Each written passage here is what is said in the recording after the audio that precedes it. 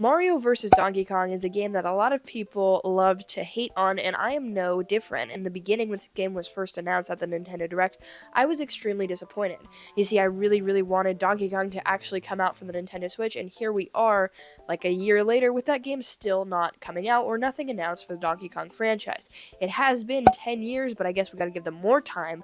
So in the meantime, we got Mario vs. Donkey Kong, a game that I was not very familiar with, but from what I've come to understand, is a remake from the GBA original game, and actually, as far as remakes go, I think this is a pretty good one. Now let's get this out of the way. The price tag, $50, I definitely don't think it's worth $50. I think this is a $30 purchase. This coming in as a budget level game would be amazing because it definitely has that handheld Mario feel, but it is a lot of quality here, and there is a lot of new stuff that they added, so I can understand sort of their reasoning for pricing it higher, but I definitely don't think it's worth it, and I think this game could sell really well and be a must-own for the Switch if it was around $30, $40. But since value seems to be pretty much different for everyone, person to person, I'm still going to tell you about this game and tell you why I think it is a very good package, and then you can assess for yourself at the end if it's going to be worth it for you. But the game itself is pretty fun, so let's talk about it. The story of this game is pretty simple. From all things considered, it is a very basic story. Donkey Kong sees these minis, he likes them, he wants to steal them, so he takes a bunch of them. Mario thinks, hey, that's messed up, man, don't take all my minis, those are my figures. So he goes after him and tries to free all the minis. Now, the minifigure stuff has been in this Mario vs. Donkey Kong thing a long time, and on the newest one, on the Wii U, it was pretty poorly made. I think a lot of people didn't enjoy that one. I dabbled in it a little bit, but not very much, because I just really didn't like the actual gameplay loop of that, but here it is quite a bit different, and it goes back to the roots of this series, which is pretty fun. From my understanding of this game, it's sort of like the spiritual successor to the original Donkey Kongs, right? So it's very different from Mario running and jumping. You still have some of those abilities, but you have a lot more here, and that sort of is mostly just so you can solve puzzles and get around these different levels in different ways.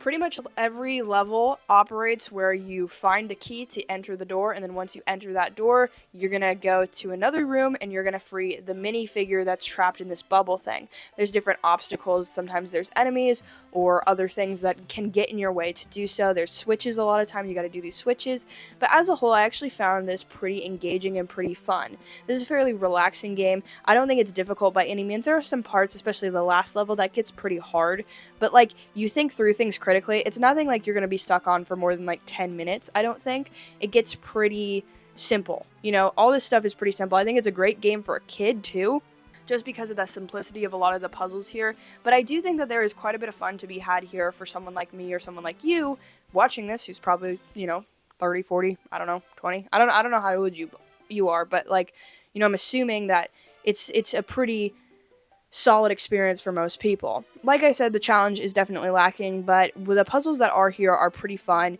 and basically, Mario has a lot of a moveset here, and this part I found really cool. There's ways to sort of sequence break the game, and that was sort of exciting, always a fun time, but as a whole, this is a very middle-of-the-road release. It's not offensive, it's not great, but like, is it okay to pick up if it's something you're interested in? Absolutely. If by looking at this game you're like, oh, I'd like that, then you probably will like it. If by looking at the game you're like, probably not, hey, stay away. But I have good news because there is a demo available on the Nintendo eShop for free, so you can check that out. It's a very, very short demo, but this game is pretty short as a whole. Now, the game itself, I beat in around 5-6 hours. After you beat that game, though, you unlock a ton of other things like a versus Donkey Kong mode, and I haven't super explored that one yet, but that seems like to have a lot of content as well. And then there's these like 1+ worlds and 2+, so there's a lot of plus worlds, and that is sort of where you're just getting all these minis. There's levels throughout, especially like at the last 2 levels, it's basically a boss battle against Donkey Kong, and then before that, you're leading all of these minis into this like bucket, like chest thing, and then you use those lives that you got from those minis to fight against the Donkey Kong. Super weird, right? It's very strange, but it's kind of a cool idea. I don't hate it, and I think that part of the game was decently cool. My favorite part of the game, though, was definitely the soundtrack. I'm not a big soundtrack person, but this was like jazz music, smooth jazz with a Mario twist. It's so amazing, and I literally am going to use it for the rest of all of my videos here.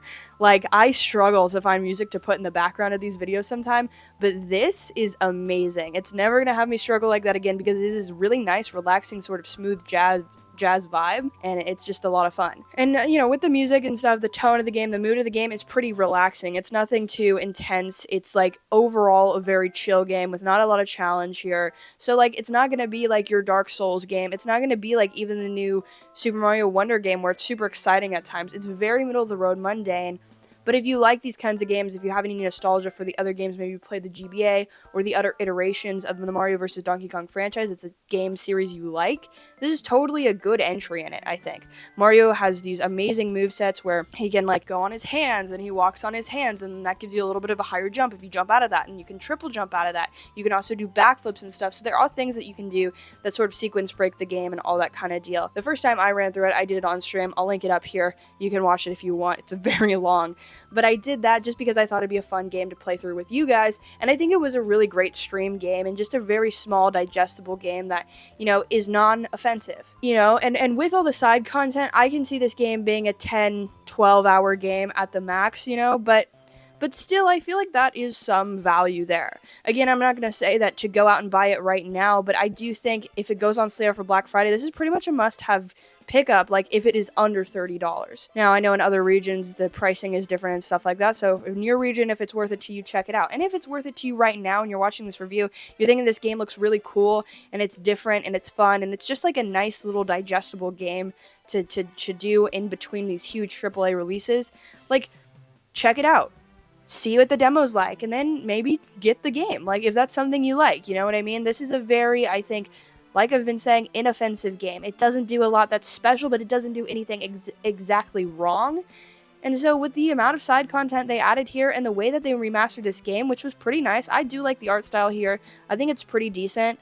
And it doesn't feel like a super corporate-y remake to me. It just feels like a really fun little side adventure from Nintendo. And like I said, initially, when this game was released, I was super against it. I thought it was super stupid. And it is kind of stupid, but it's fun. It's stupid fun, you know what I mean?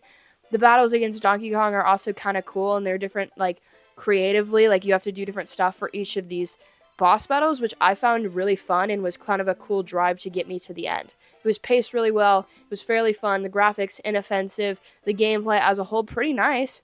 But, it's not a lot, like, there's nothing it does bad, but there's nothing it does exceptionally well. So I'm going to give this a very middle-of-the-road review as a solid 6.9 out of 10. I think it's a 1. It's a decent one, okay? If it's a game you're interested in, please check it out, I liked it. I had fun with it, but I can see if this isn't your style of game, don't pick it up. Don't stress yourself out, man. Like, it's not that big of a deal. You can wait for Princess Peach Showtime, which I'm super excited for, and you can check out this video because it's a banger, it's a vibe, it's a good time. I will see you over there. Thank you for watching this entire video. I super appreciate it. Let me know down below if you decided to pick up this game or not, and let me know why. Click the video. Bye.